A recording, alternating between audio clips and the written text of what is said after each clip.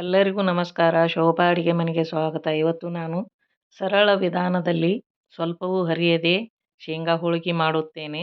ಹೇಗೆ ಮಾಡುವುದೆಂದು ನೋಡೋಣ ಬನ್ನಿ.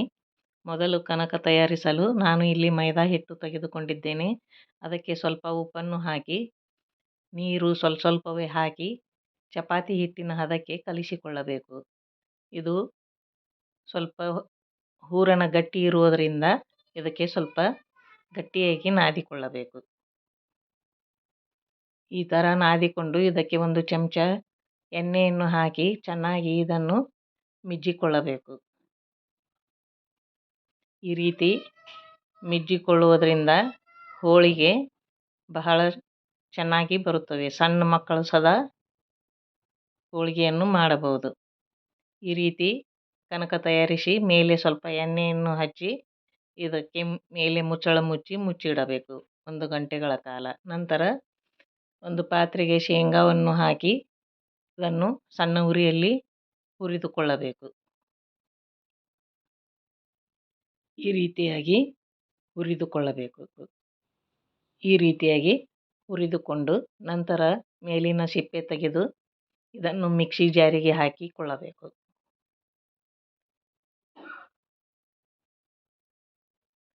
ನಂತರ ಅದಕ್ಕೆ ಸ್ವಲ್ಪ ಏಲಕ್ಕಿ ಪುಡಿಯನ್ನು ಹಾಕಿ ಸಣ್ಣದಾಗಿ ಮಿಕ್ಸಿ ಮಾಡಿಕೊಳ್ಳಬೇಕು. ಈಗ ಇದನ್ನು ಜರಡಿಗೆ ಹಾಕಿ ಜರಡಿ ಮಾಡಿಕೊಳ್ಳಬೇಕು. ಈ ರೀತಿ ಜರಡಿ ಮಾಡುವುದರಿಂದ ಹೋಳಿಗೆ ಸ್ವಲ್ಪವೂ ಹರಿಯುವುದಿಲ್ಲ. ಎಲ್ಲವನ್ನು ಇದೇ ರೀತಿ ಜರಡಿ ಮಾಡಿಟ್ಟುಕೊಳ್ಳಬೇಕು. ನಂತರ ಒಂದು ಪಾತ್ರೆಗೆ ಎಷ್ಟು ಬೆಲ್ಲ ಬೇಕೋ ನೋಡಿಕೊಂಡು ಬೆಲ್ಲವನ್ನು ಹಾಕಿ ಅದಕ್ಕೆ 2 ರಿಂದ 3 ಚಮಚದಷ್ಟು ನೀರನ್ನು ಹಾಕಿಕೊಳ್ಳಬೇಕು. ಇದು ಪಾಕ ಮಾಡುವುದಲ್ಲ, ಬೆಲ್ಲ ಕರಗಿದರೆ ಸಾಕು. ಈ ರೀತಿ ಕರಗಿಸಿಕೊಂಡರೆ ಬೆಲ್ಲದ ಹರಳು ಉಳಿಯುವುದಿಲ್ಲ, ಹೋಳಿಗೆ ಹರಿಯುವುದಿಲ್ಲ. ಈ ರೀತಿಯಾಗಿ ಇದನ್ನು ಕರಗಿಸಿಕೊಳ್ಳಬೇಕು. ಈಗ ಬೆಲ್ಲ ಚೆನ್ನಾಗಿ ಕರಗಿದೆ. ಈಗ ಇದಕ್ಕೆ 4 ರಿಂದ 5 ಚಮಚದಷ್ಟು ನೀರನ್ನು ಹಾಕಿ ಸ್ಟವ್ ಆಫ್ ಮಾಡಬೇಕು. ನಂತರ ಶೇಂಗಾ ಪೌಡ್ರನ್ನು ಹಾಕಿ ಚೆನ್ನಾಗಿ ಮಿಕ್ಸ್ ಮಾಡಿಕೊಳ್ಳಬೇಕು. ಈ ಟ್ರಿಕ್ಸ್ ಬಳಸಿ ಸ್ವಲ್ಪವೂ ಹೋಳಿಗೆ ಹರಿಯುವುದಿಲ್ಲ. ಸಣ್ಣ ಮಕ್ಕಳು ಸದಾ ಹೋಳಿಗೆಯನ್ನು ಮಾಡಬಹುದು. ಈಗ ಇದನ್ನು ಒಂದು ತಟ್ಟೆಗೆ ಆರಲು ತೆಗೆಯಬೇಕು. ಈ ರೀತಿ ತೆಗೆದುಕೊಂಡು ಆರಿದ ನಂತರ ಈ ರೀತಿಯಾಗಿ ಉಂಡೆಗಳನ್ನು ಮಾಡಿಟ್ಟುಕೊಳ್ಳಬೇಕು.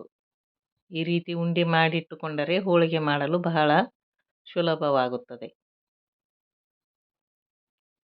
ಎಲ್ಲವನ್ನು ಇದೇ ರೀತಿ ಉಂಡೆ ಮಾಡಿಟ್ಟುಕೊಳ್ಳಬೇಕು. ನಂತರ ಕನಕ ಚೆನ್ನಾಗಿ ನೆನೆದಿದೆ. ಈಗ ಶೇಂಗಾ ಉಂಡೆಯನ್ನು ಮಾಡಿಟ್ಟುಕೊಂಡಿದ್ದೇವಲ್ಲ, ಅದಕ್ಕಿಂತ ಸ್ವಲ್ಪ ಕಡಿಮೆ ಹಿಟ್ಟನ್ನು ತೆಗೆದುಕೊಳ್ಳಬೇಕು. ನಂತರ ಅದರಲ್ಲಿ ಹೂರಣವನ್ನು ಇಟ್ಟು ಈ ರೀತಿಯಾಗಿ ಮಡಚಿಕೊಳ್ಳಬೇಕು.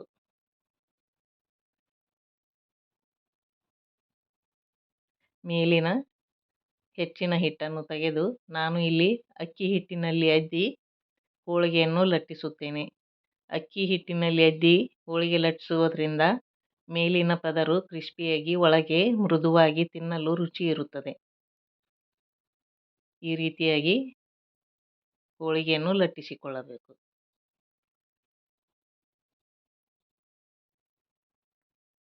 ಇಷ್ಟಾದರೆ ಸಾಕು. ಬಹಳ ತೆಳುವಾದರೆ ತಿನ್ನಲು ರುಚಿ ಅನಿಸುವುದಿಲ್ಲ. ಈಗ ಒಂದು ಪಾತ್ರೆ ಅಥವಾ ತಟ್ಟೆ ಮರದಲ್ಲಿ ಎಲ್ಲ ಹೋಳಿಗೆಯನ್ನು ಮಾಡಿ ಇಟ್ಟುಕೊಳ್ಳಬೇಕು. ಅದೇ ರೀತಿ ಇನ್ನೊಂದು ಹೋಳಿಗೆ ಮಾಡಿ ತೋರಿಸುತ್ತೇನೆ. ಅದನ್ನು ಹಿಟ್ಟಿನಲ್ಲಿ ಅದ್ದಿ ಈ ರೀತಿಯಾಗಿ ಲಟ್ಟಿಸಿ ಮತ್ತೆ ಮರದಲ್ಲಿ ಜೋಡಿಸಿಟ್ಟುಕೊಳ್ಳಬೇಕು.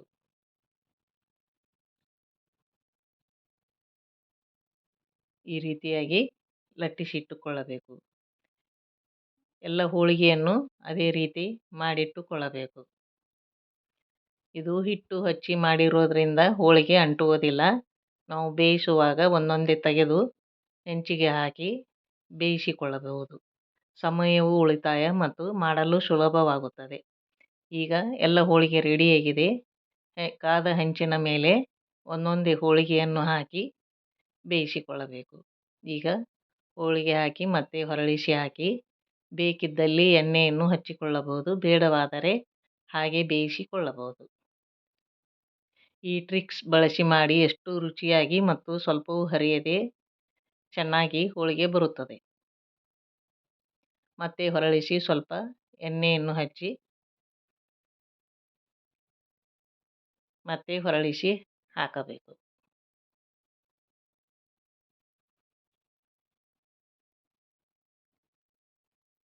ಈಗ ಶೇಂಗಾ ಹೋಳಿಗೆ ರೆಡಿ ಆಯಿತು. ಮತ್ತೆ ಇನ್ನೊಂದು ಹೋಳಿಗೆಯನ್ನು ಅದೇ ರೀತಿ ಬೇಯಿಸಿಕೊಳ್ಳಬೇಕು. ಈ ರೀತಿ ಹಂಚಿನ ಮೇಲೆ ಹಾಕಿ ಸ್ವಲ್ಪ ಹೊತ್ತು ಬಿಟ್ಟು ಹೊರಳಿಸಿ ಹಾಕಬೇಕು. ಸಣ್ಣ ಉರಿಯಲ್ಲೇ ಹೋಳಿಗೆಯನ್ನು ಮಾಡಬೇಕು, ಇಲ್ಲವಾದರೆ ಅದು ಹೊತ್ತಿ ಹೋಗುವುದು. ಅದೇ ರೀತಿ ಹೊರಳಿಸಿ ಎರಡು ಸೈಡ್ ಎಣ್ಣೆಯನ್ನು ಸವರಿ ಹೋಳಿಗೆಯನ್ನು ಚೆನ್ನಾಗಿ ಬೇಯಿಸಿಕೊಳ್ಳಬೇಕು.